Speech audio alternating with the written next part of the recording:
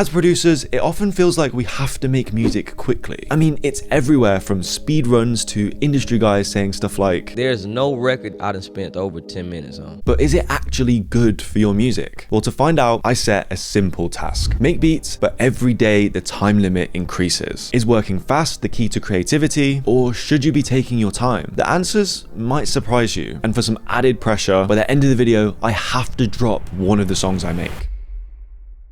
On day one, I had 10 minutes, and things started off a little bit shaky. I don't know about this one, bro. However, after those first couple of minutes, I changed the 808 to melody, which gave me something I actually liked.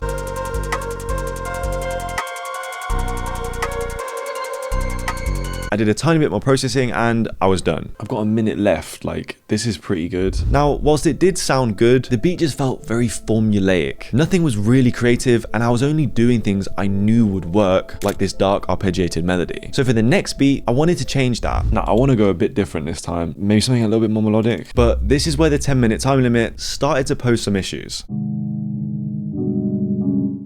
Why does this feel like it's going way quicker? Okay, that's something. We need to just roll with it, else we're not gonna get this beat done. With no set formula like I had before, it was very difficult to make something good in this time frame. And from there, I just had to try and finish it. I don't know what I'm doing. That could actually work.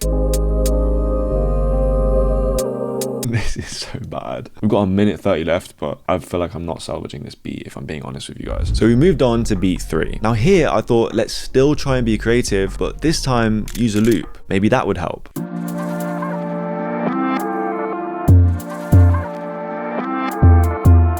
But no, still the same problem. So I decided to do one final test. Our first beat was fire, and to make it, I used a specific formula that I knew would work. So for this one, I was gonna repeat that process.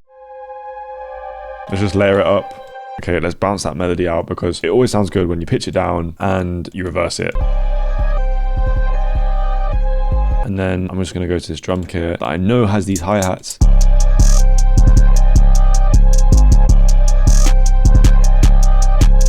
Just add like a arpeggiated melody on top.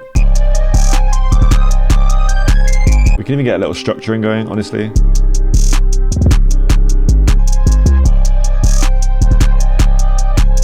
That was easily the best beat I made, and it proved my theory right. 10 minutes was fine when I had a specific formula. If you need to make quick beats for an artist with a certain sound, then it could be ideal. But what I made definitely wasn't good enough to drop, and if I wanted to experiment and be creative, I needed more time. So next, I increased the limit to an hour, hoping that would be enough to make my best music. I spent the first few minutes searching for a vocal to spark inspiration, and once I had that, I built a progression around it.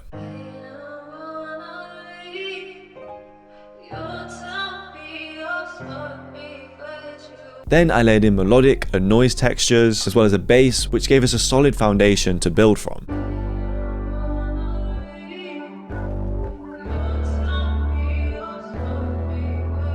This increased time frame was already allowing me to be more creative. I had the freedom to make what I actually wanted to, rather than something I can get out quickly just to finish in time. And with around half the time left, I moved on to the drums.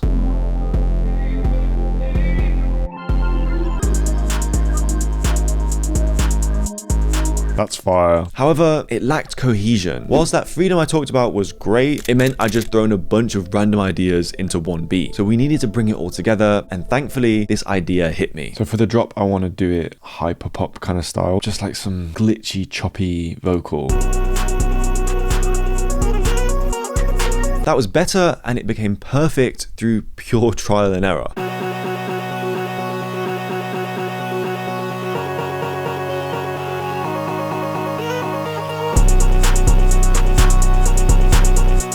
Okay, that's actually ridiculous. Having enough time to just mess around and try stuff led me to making these crazy chops, and there was still time left to do more. I want one more vocal maybe.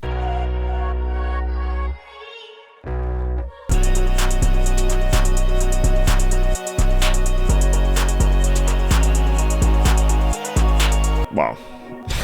Crazy. That came out infinitely better than day one. And I started thinking, well, the more time we add, the better the music will be. But next, I had half a day to create a track and things did not go to plan. I began wanting to build entirely from scratch. So I recorded guitar and vocals. However, they weren't quite right. Needs to come down, I think. So I recorded some new chords and tried adding processing, but once again, they just weren't sounding how I wanted them to. I think I want to record it again. I was stuck in this weird middle ground. Having more time meant I felt as though I could chop and change things until they were perfect. But in reality, it was clouding my brain, giving me decision fatigue, and totally blocking my creativity. So for a third time, I recorded guitar, added processing to the vocals, and finally, we got something.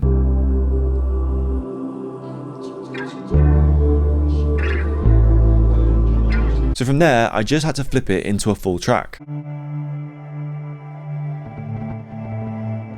That didn't work. So instead, I chopped it in Fruity Slicer, started putting down drums, and added a few other elements.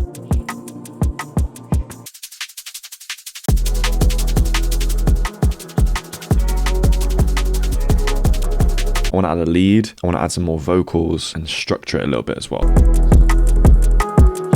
You are keeping me safe. You bring me peace in my storm, in my storm. I don't like the rest of the vocal, but that's fire. But the beat needed something else. There's no way I could drop it like this, so I tried everything. No. I would love to add vocals to this, but I just don't. I don't know.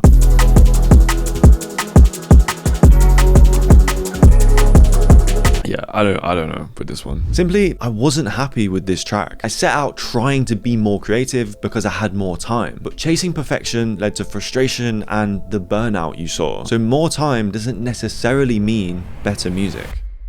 It all came down to this: an entire day to make a track that I had to put out.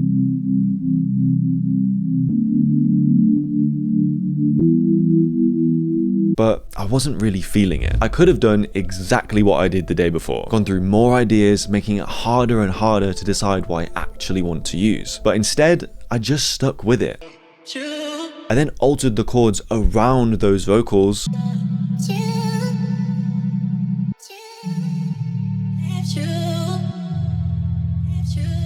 After that, I added more vocals and even turned the simplest of sounds into a beautiful accent. Next, I just kept layering vocals. This is it.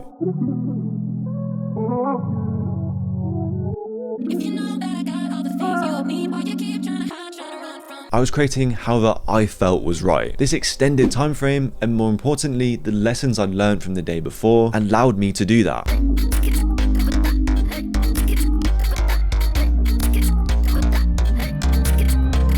I carried on by adding a few more elements and trying to figure out the drop. Four on the Floor just didn't feel right, so I added some trap drums and they were sounding much better. However, it was missing that wow factor, so I added an ARP with this really fast automated sidechain. And just like that, we were so close to being done. All it needed was a standout vocal to take it to the next level. And finally, after some more structuring, we were done.